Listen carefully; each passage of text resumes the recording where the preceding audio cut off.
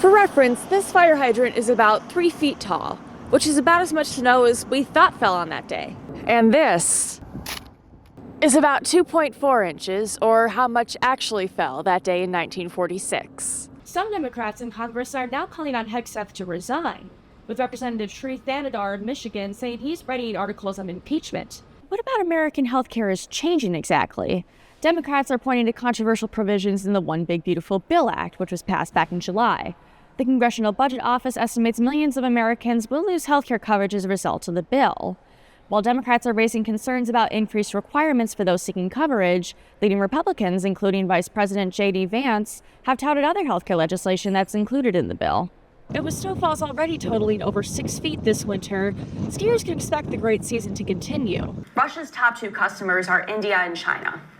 So all that really leaves is Cuba.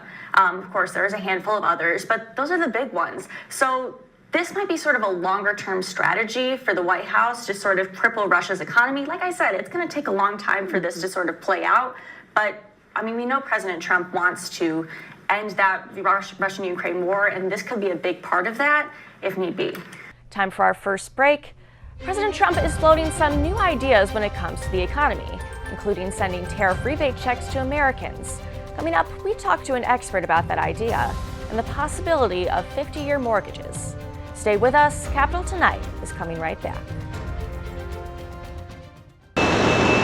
Something special rolls into the Expo Center this week, as everything from heavy equipment to handheld tools are on display at Hard Hat Expo. At the event is equipment companies, public works managers, landscapers, anyone with anything to do with construction.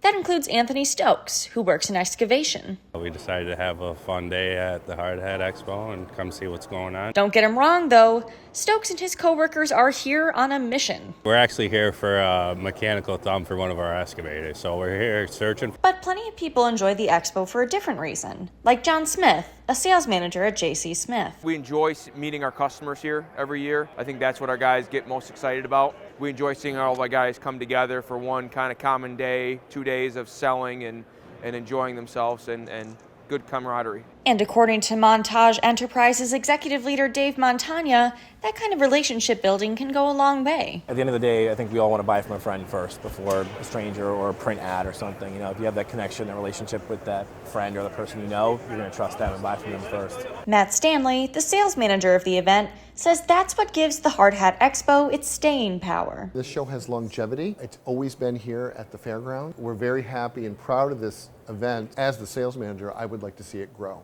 In gas stations and wellness shops across the United States, the kratom plant is becoming more visible. The plant originates in Southeast Asia, where it is often consumed by laborers. They generally use it for performance enhancement, stamina, being able to handle the hot tropical sun. Christopher McCurdy has spent more than a decade studying kratom. He says there are recreational uses for the plant as well. Kratom affects serotonin production and binds to opioid receptors in the brain.